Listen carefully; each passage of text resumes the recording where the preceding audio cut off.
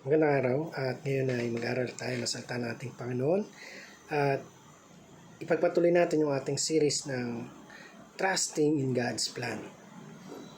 So, ang ating topic ngayon ay matatagpuan sa aklat ng Isaiah 55:8 hanggang 9. So, sabi dito, ang sabi ni Yahweh, ang aking kaisip ay hindi ninyo kaisipan, ang inyong kaparaanan ay hindi ko kaparaanan. Kung paano ang langit ay mas mataas kaysa lupa, ang aking kaparaanan ay higit kaysa inyong kaparaanan. At ang aking kaisipan ay higit maabot ng inyong kaisipan. So, ang title natin topic ngayon is, Pinitik ka na ba ng Diyos? So, marahil marami tayo minsan nakaplanuhan, marami tayong iniisip na nangyari sa buhay ng bawat isa sa atin, akala natin ay pagpalo ng Diyos, pero pagtatama pala ito. At marahil marami ka ring mga kaisipan na naiisip na hindi inaalaw ng Lord kasi mas the best yung kaisipan na gustong mangyari sa iyo ng ating Panginoon. So ngayon, ang ating katuruan ay makakatulong kung paano dapat natin ina-analyze na tayo ay tao lang at higit na mas matalino, mas alam ng Diyos yung kanyang gagawin para sa ikabubuti natin. Sabi dito sa una nating katuruan, God's thoughts are higher than our thoughts. So yung yung kaisipan ng ating Diyos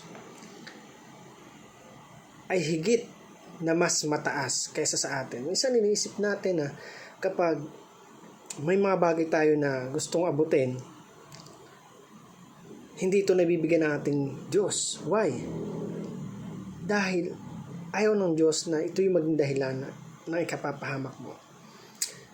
Minsan naranasan ko na rin na pasaganain ng ating Diyos. Pero dahil nga sa maling kaisipan, maling pagmamanage ng mga bagay-bagay, dahil sinunod ko yung kaisipan na meron ako at hindi yung sa Diyos, nasayang yung mga bagay na ibinigay niya sa akin. Hindi na pahalagahan kasi umaasa ako sa sarili kong karunungan at hindi ako umaasa sa Diyos. Sabi nga doon, God's thoughts are higher than our thoughts. So mahalaga talaga na sa lahat ng ginagawa natin, yung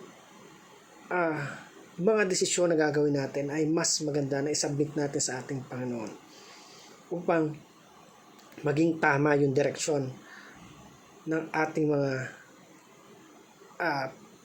pinapanalangin. Huwag tayong sumuway, huwag tayong magmatigas sa ating Diyos sapagkat hindi niya i-allow yung mga bagay na ikapapahamak natin, ikasisira natin. So nasa sa atin kung susundin ba natin yung sinasabi ng Diyos, ipinapagawa ng Diyos, o magmamatigas tayo hanggang sa dumating yung point na pagsisihan mo na lahat.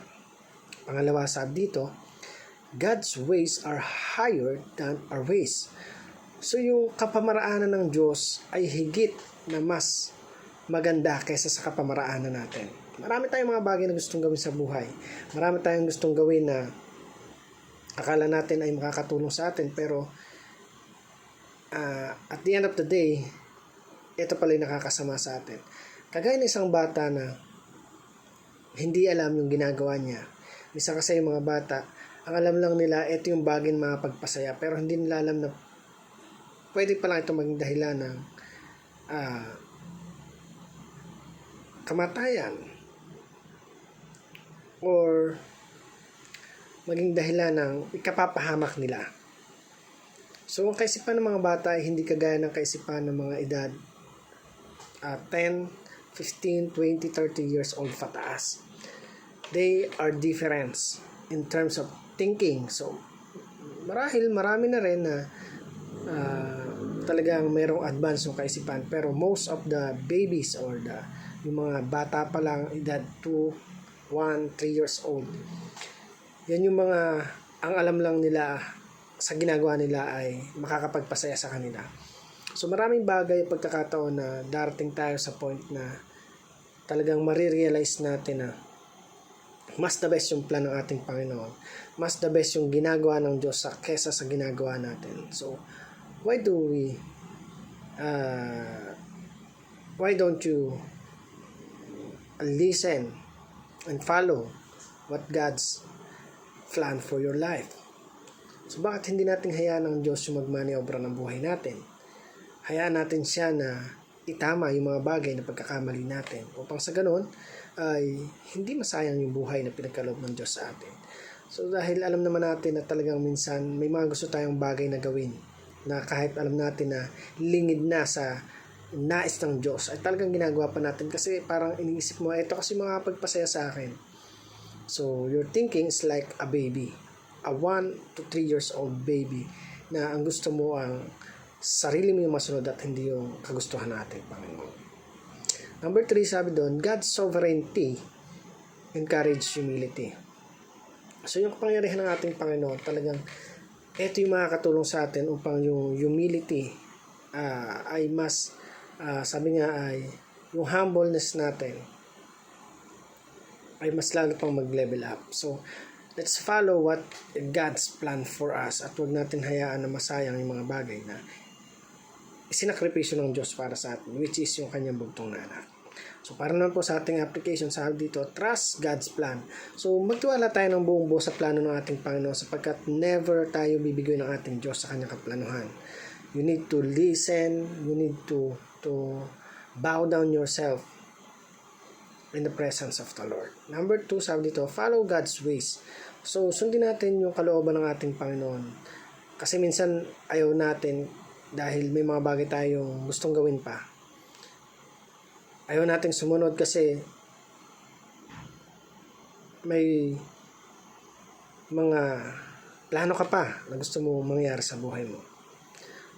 So, sabi ng Lord, follow God's ways at wala nang iba. Number 3, sabi dito, be humble before God. So, ito yung isang bagay talaga na dapat meron tayo. Pagiging humble. Pagiging mapagpakumbaba sa harapan ng ating Panginoon. At hindi maging mayabang, mapagmataas, na lagi na lang sinisisi yung pagkakamali niya sa ibang tao. So, let's be humble before God. So, again, I hope may natutunan tayo sa video ito. Patuloy natin na pag-aralan, bulay-bulayin ang salita ng ating Panginoon. Salamat muli at pagpalain ka ng ating Panginoon.